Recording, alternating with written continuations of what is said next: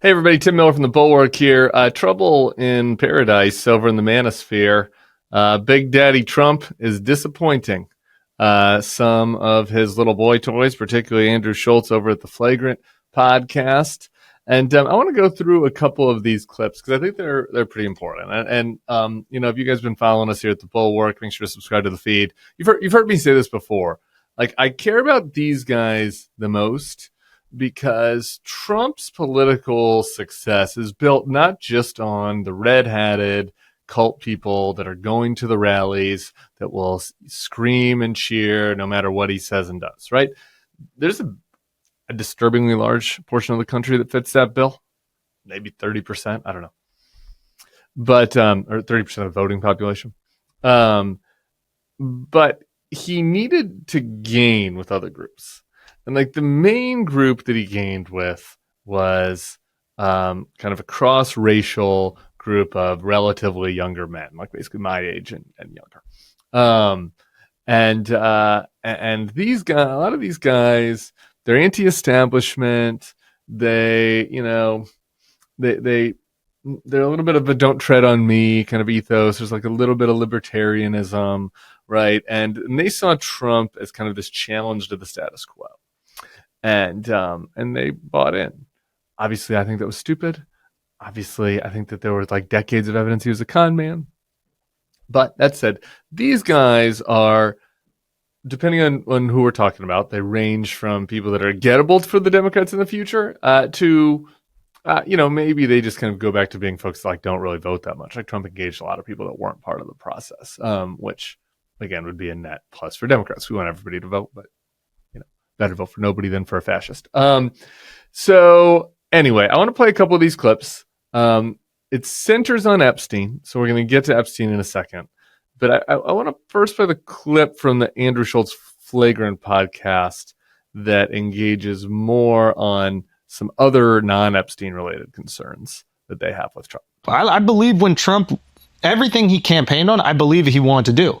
And now he's doing the exact opposite thing of every single fucking thing. I don't know what he's done. Yeah, exactly to your point. If you tell me, it's easier for me to believe you wanted to do all these things if any of them were happening in the way that you said they were. To that point, like there'll be people that like they'll DM me and be like, you see what your boy's doing? You voted for this. I'm like, I voted for none of this. He's doing the exact opposite of everything I voted for. Yeah. I want him to stop the wars. He's funding them. I want him to shrink spending, reduce the budget. He's increasing it. It's like everything that he said he's going to do, except sending immigrants back. And now he's even flip-flopped on that, which I kind of like. But he's like, oh, well, we kind of need the people working in restaurants and we need our farmers. All right. So this is danger zone, right? Like these guys are like, you're not following up on what we delivered on. You're not giving me what I voted for, right? Now some of these things like shoot, this guy thought that Trump was going to cut spending. What? Like, where were you? Trump was never going to cut spending. Okay. Does he even actually really care about spending? I find that very hard to believe, but we'll set that aside. The wars, I think, is key. They really did. Trump successfully branded himself as somebody that was like not part of the military industrial complex that was going to get us out of wars, rebranded the Republican Party, I think opened doors to people to vote for Republicans that hadn't in the past because they are disillusioned, particularly folks that are about like at millennial age, disillusioned with what they'd seen in Iraq and Afghanistan. And here Trump is. Today, as I'm taping this, he's announcing that he is actually giving weapons to Ukraine, which I support, by the way. I'm just to be 100% clear, I'm not one of these people that is like hoping that Trump stops the wars or whatever. I think the U.S. plays an important role in the world. You're here at the Bulwark, all right? I was a neocon 2 seconds ago. So I think it's great that he's doing the Ukraine stuff. We had a robust conversation about the Iran element choice here at the Bulwark. Israel, we have differing views here at the Bulwark. These guys, though, they don't want us to be involved with Israel. They don't want us to be giving money to Israel. They don't want us to be bombing Iran. They don't want us to be giving weapons to Ukraine. And Trump's doing all of it. And so if you're sitting from their shoes, they got to be looking at this and being like, how is this better than Biden? This feels worse, actually, than what the Democrats would have done as far as engaging America abroad militarily. So I think that's a legitimate. I think that we can use that as a tent pole. Foreign policy is a legitimate area where these guys in the manosphere feel let down by Trump.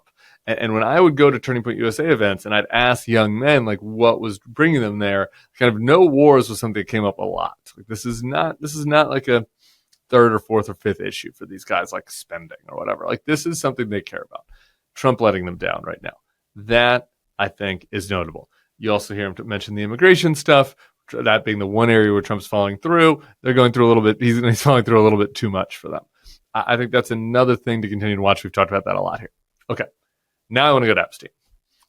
With a couple different clips, but first from the Schulz podcast. This is great. Free Ghislaine. She has been wrongly imprisoned. She was convicted guilty of something that clearly never happened. Never happened. After the FBI's incredible research, shout out to cockeyed Kash Patel. That mother was looking at the documents double time, and he was 100% certain that there was no RICO charge. No foul play. No, he's a pedophile. But just him. But only him. Thousands of girls, just him. Yeah, the guy was busy. And that list that they said that they had was a list of one name. Yeah, Guys, what the hell is going on? We owe a lot of people an apology. This is also important. These guys are mocking Trump, withering mocking on a issue that they have cared about and talked about a lot on their podcast.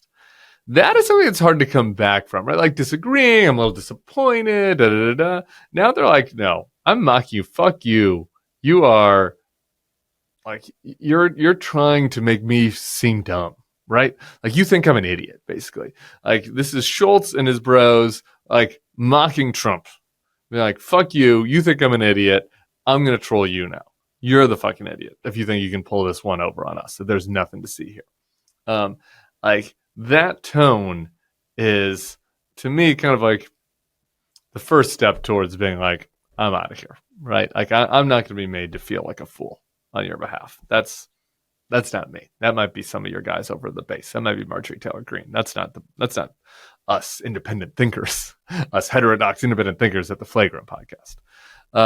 So that, I think, is important. Similarly, I've got another clip of mocking coming here. Now, this is Shane Gillis. Shane has been more, Shane is basically a lib, I think. Like, he's a lib that liked to make fun of Democrats, right? And had some Trumpy traits or feelings that he talked about.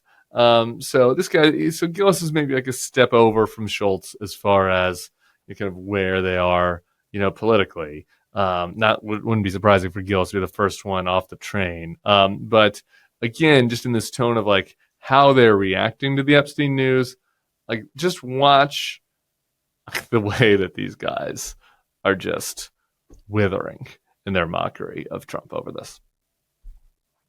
That's insane that they're just being like, yeah, no, everything was cool, above board, don't worry. It's like Trump dog. Yeah. It's tough not to fucking point some fingers. Huge Because question. you got killed while you were president. Yeah. And you were there. There's so many photos of them chilling. Allegedly hung with his staff. I know. Allegedly hung with his staff. The cope on Trump's innocent. The cope is fucking pretty intense. Yeah, he did go to the island and he just hung out with the staff, dude. The staff said that. Was the staff 12? I know. There's the thing. They were never going to release it. That was like, it became apparent. Like, they're not fucking like, oh, those trillionaires. Did you see him? Somebody brought it up at a meeting and Trump was like, are you guys still talking about Epstein? It's like, that's crazy. There's so much other stuff going on. I can't believe you're bringing up Epstein. Are you serious? God, get a life. You guys are obsessed with this shit. What the fuck? No one even cares. Yeah, it's so long ago. The guy killed himself and he was innocent. What the hell? They're probably all sexual blackmailed. So these guys are taking it the next step, not just mocking Trump, but being like, are you in on it? Like, he got killed when you were president. Are you in on it?